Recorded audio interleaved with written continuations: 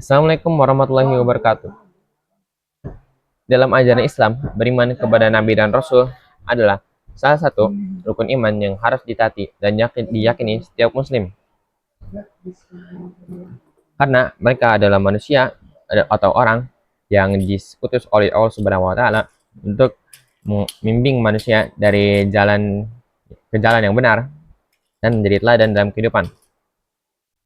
Hikmah pertama yang kita bisa ambil dari meyakini dan beriman kepada Nabi dan Rasul adalah beriman kepada Allah Subhanahu wa Ta'ala. Kenapa? Karena semua Nabi dan Rasul dari Nabi Adam alaihi salam sampai Nabi Muhammad sallallahu alaihi wasallam adalah tauhid. Apa itu tauhid? Tauhid adalah meyakini bahwa hanya ada satu Tuhan, dan Tuhan itu adalah Allah Subhanahu wa Ta'ala, dan hanyalah Ia yang layak disembah.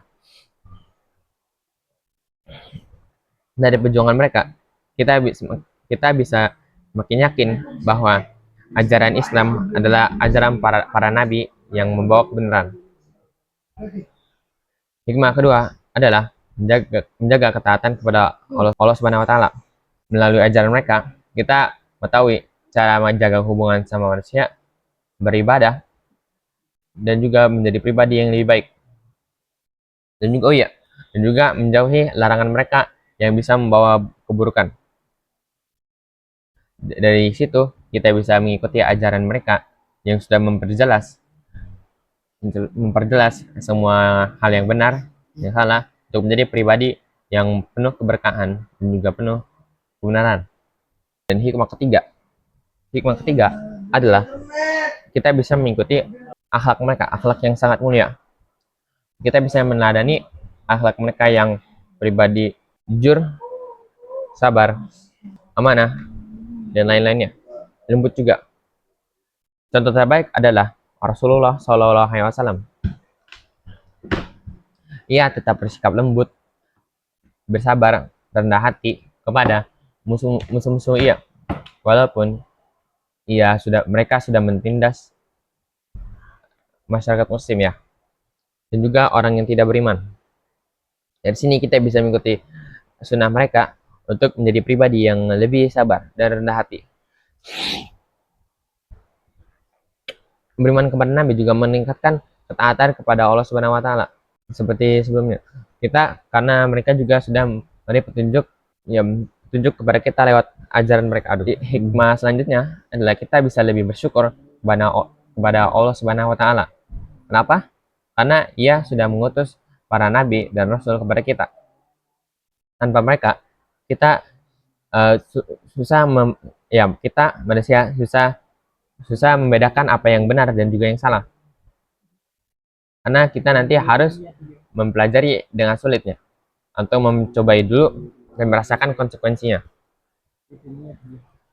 Karena itu, kita harus bersyukur kepada Allah Subhanahu wa Ta'ala dan para nabi dan rasul, karena mereka sudah diutus ke kita.